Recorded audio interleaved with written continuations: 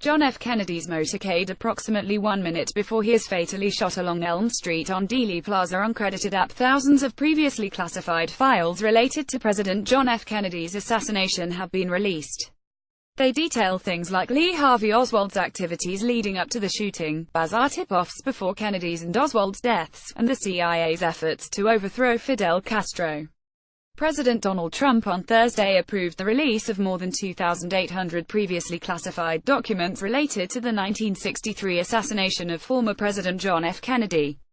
The trove of documents, released late on Thursday by the National Archives, offer up an array of details around the assassination itself, the ensuing investigation, and the government's foreign policy endeavors.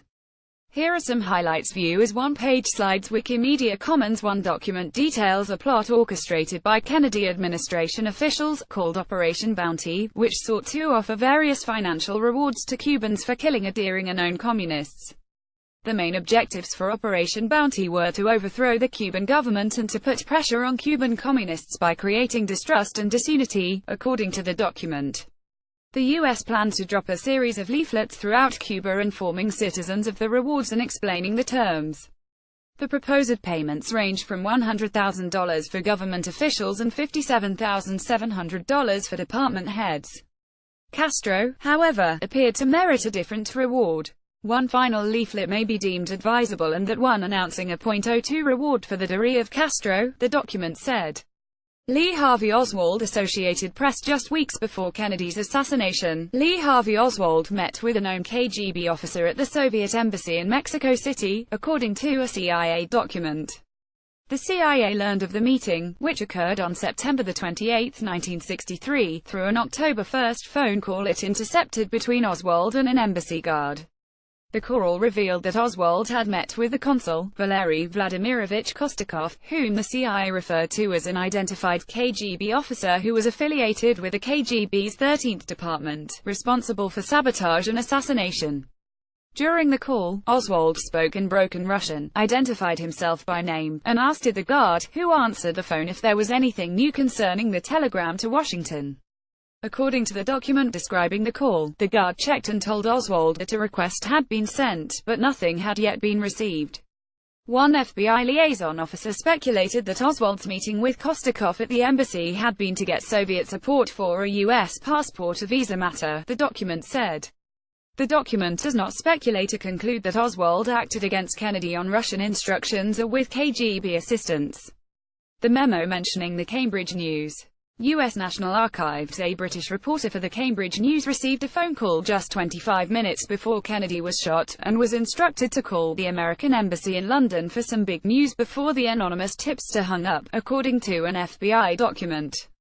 After the reporter learned of the assassination, he informed local police about the call, who passed the information along to MI5, Britain's domestic security agency. MI5 then informed the FBI of the call, and described the Cambridge News reporter as a sound and loyal person with no security record.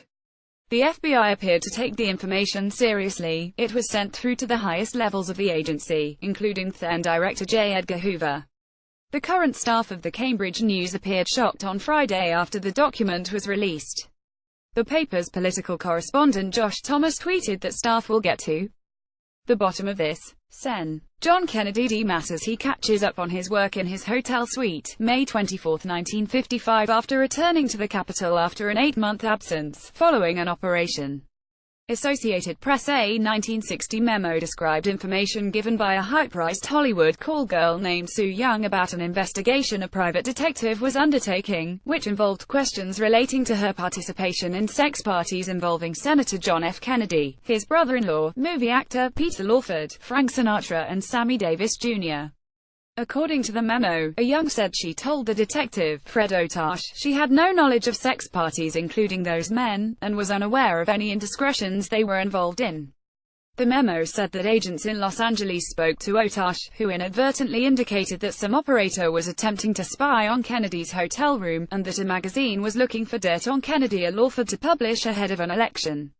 Young also told the FBI that Otash had suggested she be equipped with a recording device and introduced to Kennedy, in case he made any indiscreet statements. Young said she refused Otash's offer, the memo said.